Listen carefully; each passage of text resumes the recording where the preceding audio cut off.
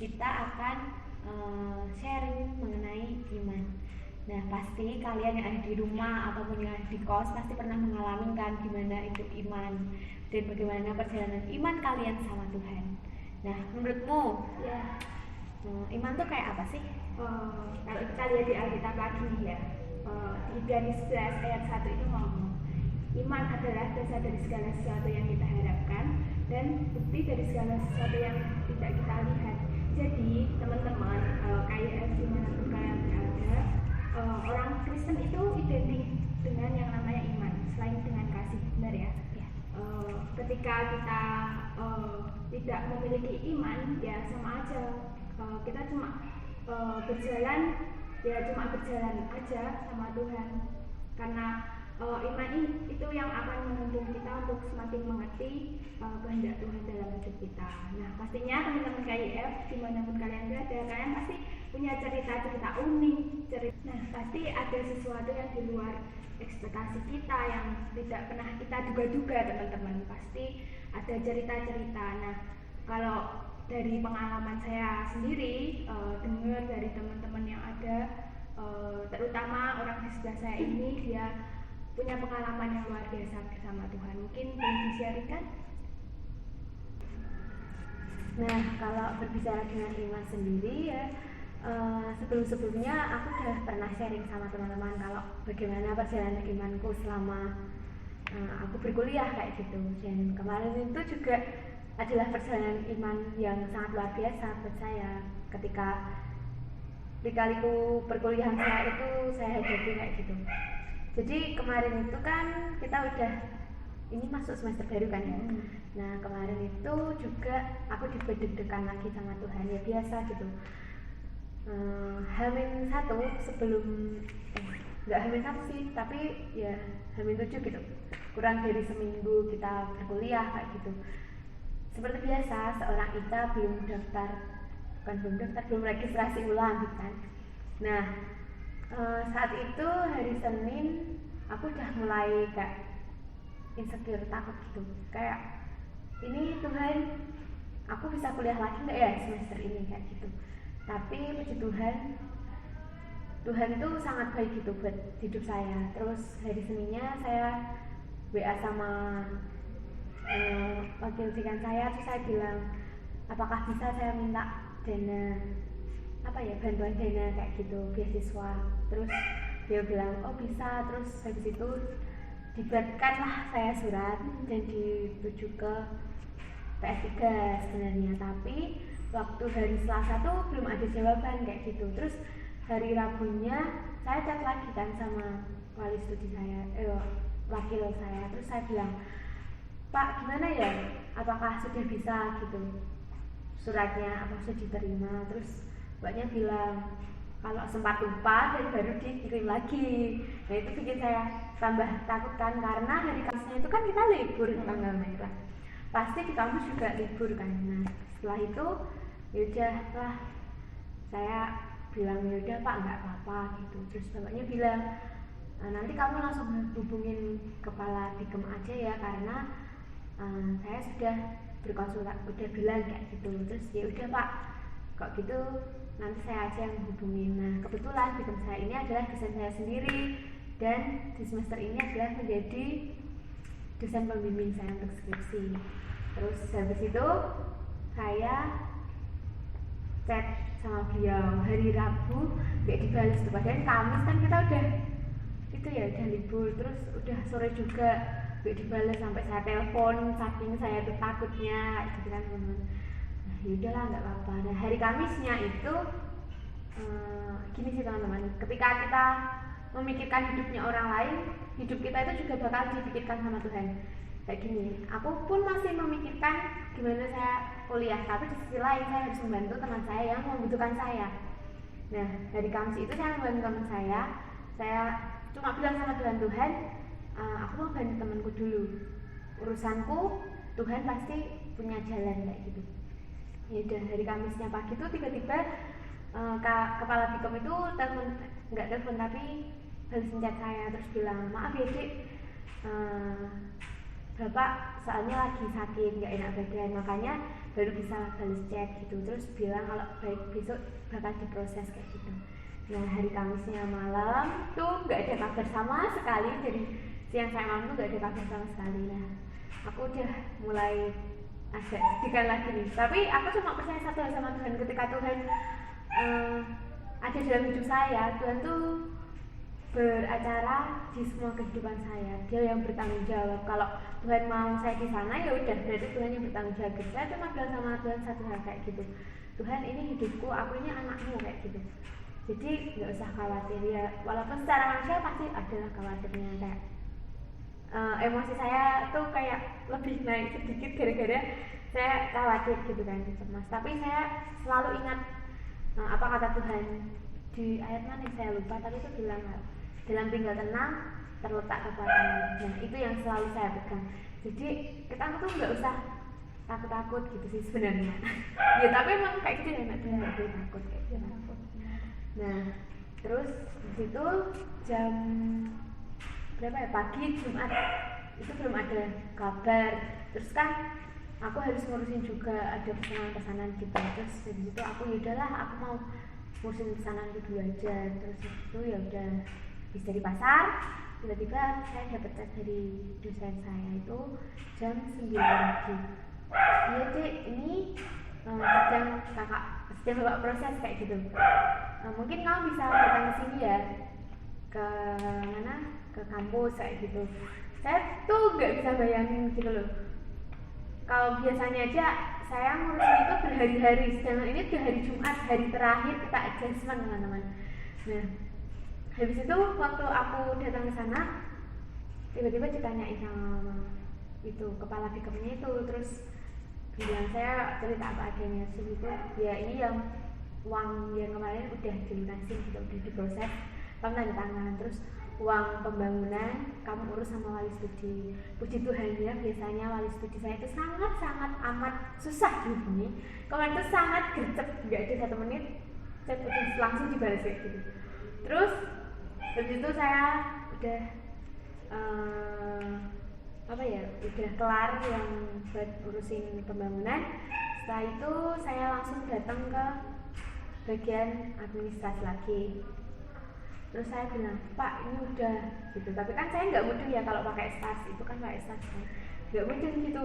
Terus saya cuma duduk, Tuhan ini gimana sih kok nggak bisa, aku pikir nggak bisa gitu. Terus saya tanya sama bapak-bapaknya yang ada di sana, Pak kok ini udah ada tertulis kalau udah diterima dispensasi saya yang pembangunan. Terus bapaknya cuma bilang gini, lah kamu kesini mau ngapain, mau minta apa gitu. Ya saya mau siasat Pak gitu. Ya udah berarti kamu klik registrasi mata kuliah. Nah tiba-tiba tuh udah bisa keklik teman-teman, tanpa aku bilang sama dosen saya minta dispensasi uang semester besok kayak gitu.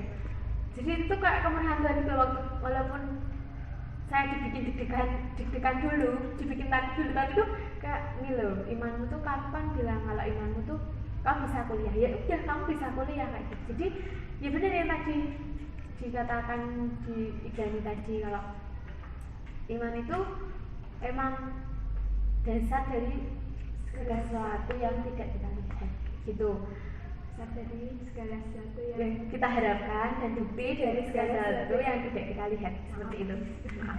Nah kayak gitu. Jadi ya apapun imanmu yang kamu katakan, perkatakan dengan imanmu. Apapun yang kamu inginkan, katakan dengan imanmu. Misalnya kamu mau tes, Tuhan aku yakin aku bisa, pasti kamu bisa gitu. Kayak ya perkataan itu memang benar-benar sangat berpengaruh dalam kehidupan kita gitu ya. Kuasa ya. Nah jangan sampai kita mengatakan omongan yang mengutuk orang kayak gitu, tidak memberkati.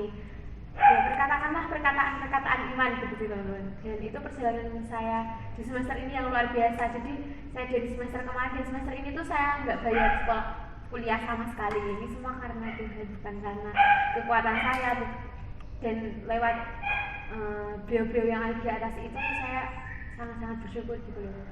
Dan Tuhan membuktikan kasihnya lagi ketika kita berpengharapan sama Tuhan, ketika kita mau berserah, itu tidak ada mustahil bagi Tuhan. Iya, benar sih. Ya sudah banyak mungkin teman-teman yang dengar kalau Kak Ica ini kadang sulit gitu loh buat bayar kuliah, tapi ketika dia berpengharapan sama Tuhan, dia tidak mengandalkan manusia, dia melihat pertolongan yang langsung dari Tuhan loh. Ya mungkin lewat manusia, perantaranya manusia, tapi gak ada yang mustahil bagi kita yang percaya. Dan kemarin itu gak ada 1 jam, jadi cepet banget itu Ya, waktu. biasanya juga kalau ngurus kayak gitu tuh Lama, berhari-hari karena diputar-putar di suruh kesana ke sini kayak gitu. Tapi sebuah kemurahan Tuhan, sebuah pertolongan Tuhan yang luar biasa. Nah, kalau dari saya sendiri, teman-teman saya tuh keinget satu cerita yang apa ya, menguatkan saya sampai hari ini gitu. Kalau Kak Ica tadi bercerita tentang mungkin dia yang ditolong Tuhan ketika dia mau registrasi masuk ke semester baru. Kalau saya itu ketika saya teringat kisah ketika saya masuk ke UKSW juga teman-teman. Tapi ketika itu satu hal, ketika saya ada di prodi bimbingan konseling kayak gitu, ceritanya tuh saya nggak banyak orang yang menolak kayak gitu, mau jadi guru tuh mau ngapain gitu loh, mau buat apa gitu loh, karena memang kenyataannya jadi guru itu gajinya sedikit dan embel-embel yang lain kayak gitu. Tapi satu hal di hati saya tuh ada panggilan yang kuat untuk saya jadi guru kayak gitu, karena saya senang gitu loh, senang ketemu anak-anak, senang ngajar gitu. Nah, ada beberapa orang tuh yang bilang mau apain sih jadi guru, mau digaji berapa kayak gitu. Tapi ketika saya doa, ketika saya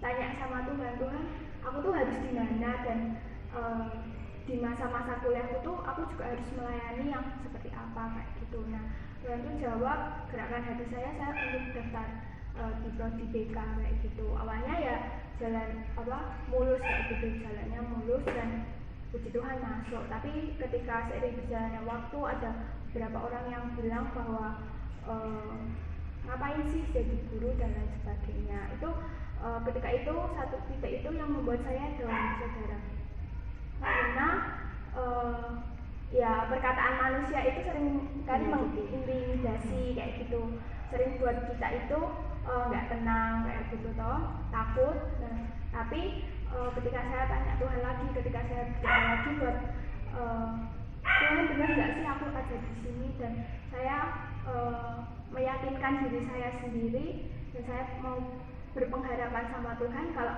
memang Tuhan yang suruh, saya percaya Tuhan yang akan sertai seperti itu.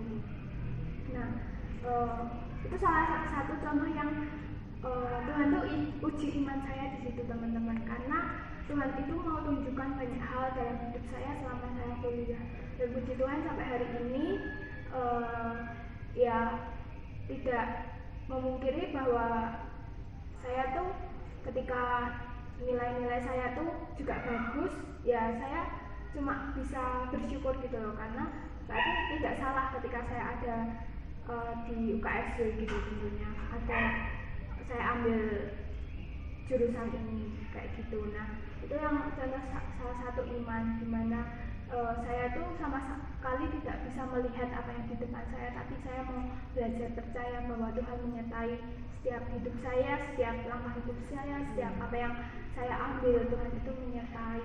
Kadang-kali kita diizinkan Tuhan untuk tidak melihat apa yang ada di depan kita teman-teman, tapi satu hal, ada tangan Tuhan yang selalu menuntun hidup kita.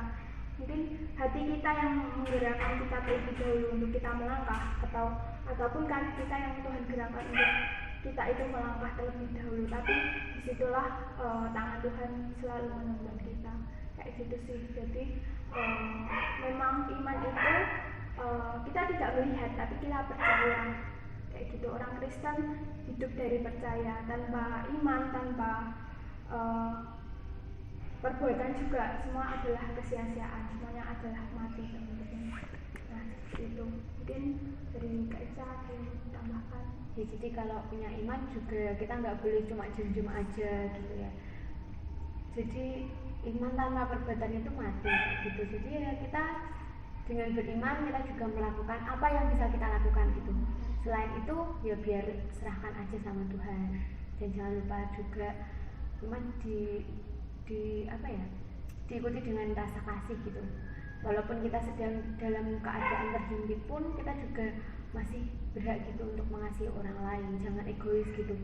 Ketika kita lagi susah, kita mikirin diri kita sendiri ya sama aja kayak gitu. Jadi orang Kristen itu emang berjalannya dengan iman dan kasih. Harus berjalan beriringan seperti itu. Nah, kalau misalnya teman-teman ada mau sharing itu juga bisa di kolom komentar di bawah, bisa langsung cek di situ ya.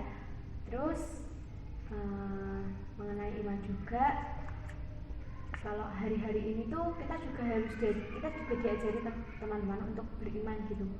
Ketika lagi ada virus yang besar gini kan, semua sampai pokok perekonomian juga ya terkena dampaknya gitu kan. Kita juga diajari Tuhan untuk beriman gitu, bergantung sepenuhnya sama Tuhan, karena di luar sana pun banyak yang gitu ya, yang takut, susah makan gitu. Nah kita itu harus lebih bersyukur gitu kan, kita punya Tuhan yang besar. Walaupun kita nggak ngomong Tuhan aku butuh, tapi Tuhan tuh selalu tahu gitu apa yang kita perlukan. Nah teman-teman, itu tadi adalah sharing dari kami.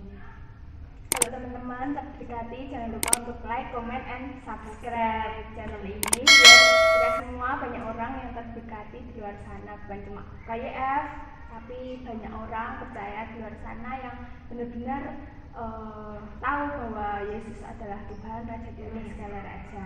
Nah, tetap semangat teman-teman, dimanapun kalian berada, jaga kesehatan kalian, jangan keluar rumah dulu. Terus keluar tetap pakai masker.